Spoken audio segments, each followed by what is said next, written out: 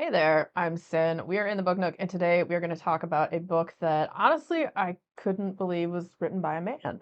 And that is Witchcraft for Wayward Girls by Grady Hendrix. And I'm a big Grady Hendrix fan, don't get me wrong. Just the subject matter that he was able to write about it. The story is about a home for wayward girls, which is girls who are fairly young and underage that end up getting pregnant. A lot of them are like 14, 15, 16, 17. And the fact that he was able to portray it so well and the emotional value that you come away with after reading it. Honestly, I think it's his best book. I've had two really great horror reads this year, and this one's more of a like, it's not, it has horror woven throughout it, but it's more of about the story and the characters and like just the emotional trauma and baggage that these girls had to deal with and what society puts upon them and all that stuff. So, follows the story of this main character. Her name is Neva. But once she gets to the house, the girls don't use their real names. They're not supposed to talk about their lives back home and all this, that, and the other. And so Neva is now Fern. And they all have kind of like flower names. So there's Fern, her roommate is Rose, and she has another roommate, Holly. And they all smoke. This is like 1970. So I guess they didn't know smoking was really bad for you when you're pregnant. And they call them bippies. I don't know if that was a thing. Was that actually a thing back then? They called cigarettes bippies. Fern arrives there. Her dad takes her there. She doesn't want to be there and she wanted to stay with her aunt, but her dad's all pissed off. You know, the family doesn't want the embarrassment of their 15-year-old being knocked up and all that. So she's like, just please say goodbye to me before you leave. And of course he doesn't because, he's already taking her there to this home to get rid of her. So, he lies and said he pieces out. So she gets there and she starts to get to know the other girls, and you get some of their backstories and like what happened. Some of them wanted to actually keep their babies, which their parents were not okay with, and then others planned to get married after, and different situational stuff. Fern seemed a bit like indifferent. I mean, she's 15. She thought the guy that she was sleeping with was gonna, maybe propose to her or something. And, reality sets in, big disappointment. He obviously doesn't. And he's like, oh, whoa, no, I don't want anything to do with this, as somewhat typical for most boys that age. So she ends up in this home. They go about their day-to-day lives. Every so often at the home, they have a bookmobile that comes with like library books and stuff that the girls can go and check out a book. And like they aren't really treated that bad at the house, but they're not treated that great. And the doctor, the one guy, is just an a-hole. Like one of the girls ends up coming that's like a new girl. Her name is Zinnia. The doctor, she has like really horrible morning sickness. And when she smells certain smells, like she just vomits all the time. And the doctor's like, oh, it's all in your head. If you really wanted to, you could stop throwing up. And she's like, what the F? No, I'm sick. It's the whole like, oh, it's just women mental problems or whatever they thought back in those days, or just, you see how these girls were lied to and the stigmas and different ways that society views them and such. And so back to this library bookmobile that comes.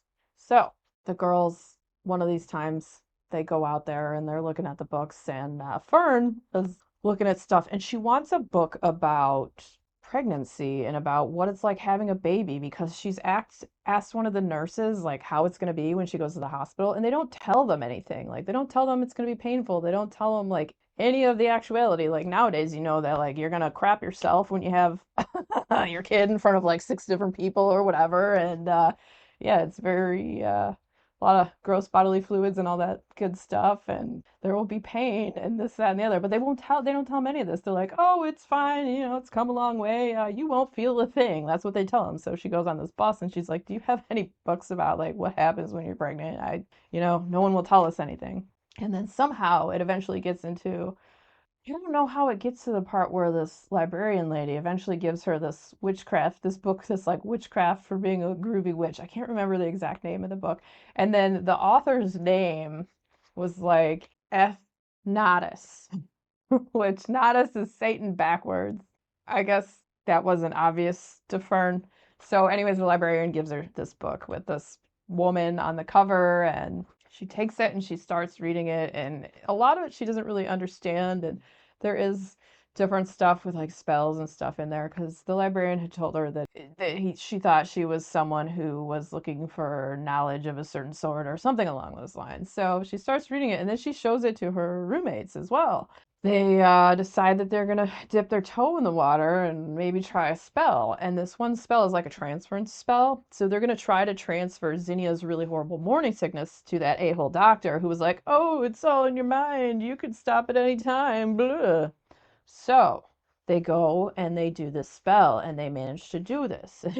So the doctor now has Zinnia's morning sickness and she's fine. She doesn't have it anymore and she's feeling a lot better. And so this kind of like opens the door to discovering like their own inner power. Another part of the story is also there's this other girl who at first they think is mute. Her name is Holly. She's 14 and she's knocked up, and she was unfortunately knocked up by this preacher man. And when she goes back, the preacher's going to adopt her baby and have her go live with him. And so basically he was raping her.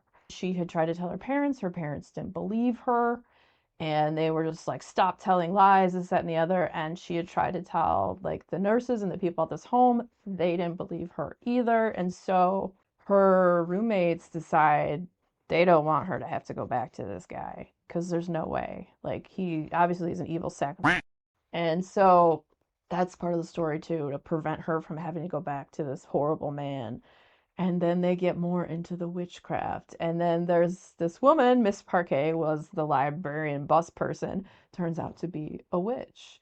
And she approaches them after they do this spell and basically wants them to bind themselves to her and to kind of serve her. And she has like an encampment out in the woods with a bunch of other women. The way she goes about it, she presses too much and she doesn't care. She's very selfish, this Miss Parquet. So it's kind of like a deal with the devil. It's just a very powerful story. It's a story about witches, but also about being a woman. Just the way society looks on certain things and looks down their noses at what aren't proper behaviors and such. It's just a heartbreaking and powerful and really moving story. And the fact that Hendrix pulled it off beautifully, and I think it's his best book yet. I can't wait to see what he does in the future. Let me tell you, I read his prior book before this, How to Sell a Haunted House. I thought it was good, but I hate haunted dolls, and Pumpkin was horrifying.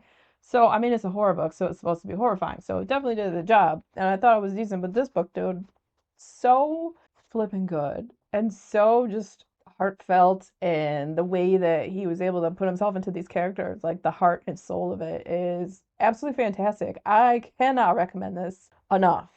If you're a Hendrix fan, if you like witchy books, if you like really heartfelt, emotional stories of a time and a place and in the subject matter, then I cannot recommend enough Witchcraft for Wayward Girls.